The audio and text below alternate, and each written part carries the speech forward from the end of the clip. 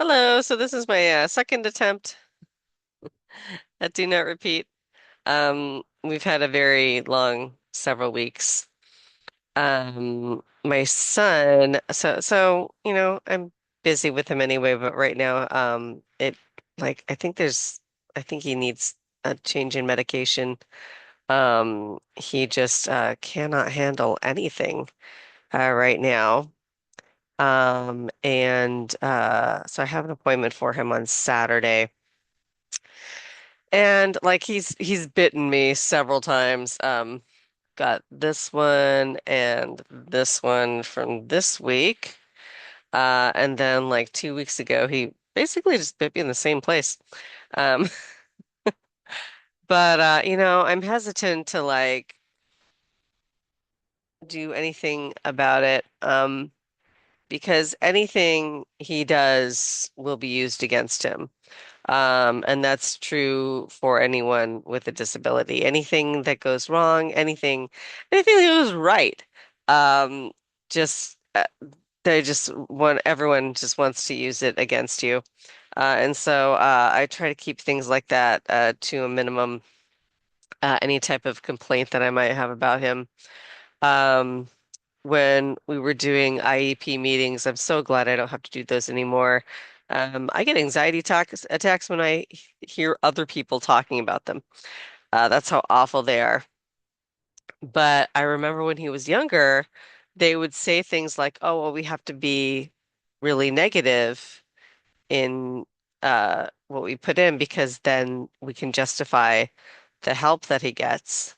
And I fell for that for a while, and honestly, after a while, it just felt like they're negative about your kid because they want you to dislike your kid and think that your kid doesn't deserve any services or anything like that. And I really do think that some of those people are like that.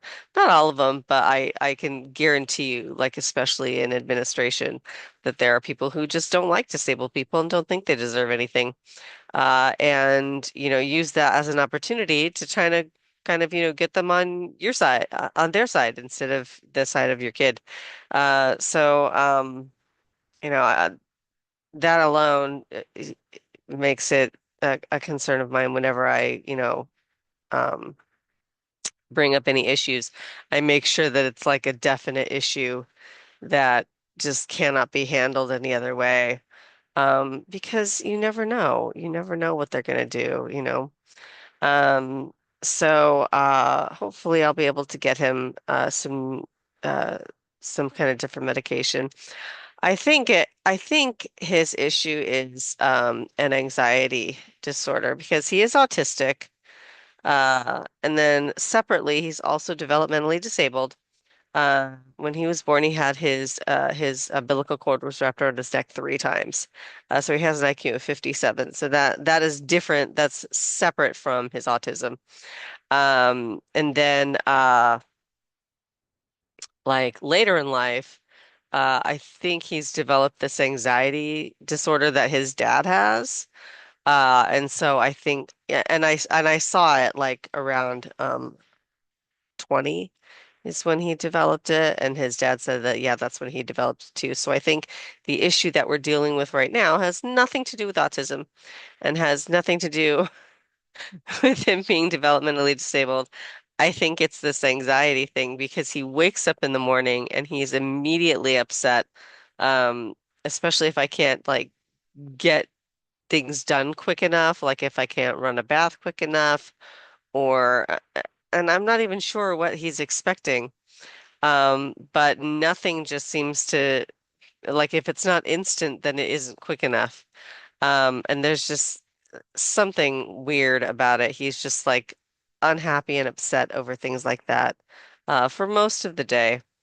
I think it is, and I think these particular problems that I'm having with him have to do with his anxiety disorder. And I mean, he does have the mentality of a 3-year old and has no coping skills. Um, there's always that to deal with as well. As always, don't repeat any of this.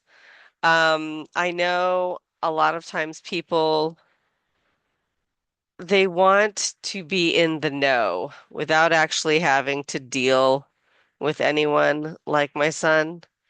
And I'm aware that there are just those people out there who want to, um, but it really is like to the detriment of disabled people to talk about disabled people like without them around to give context.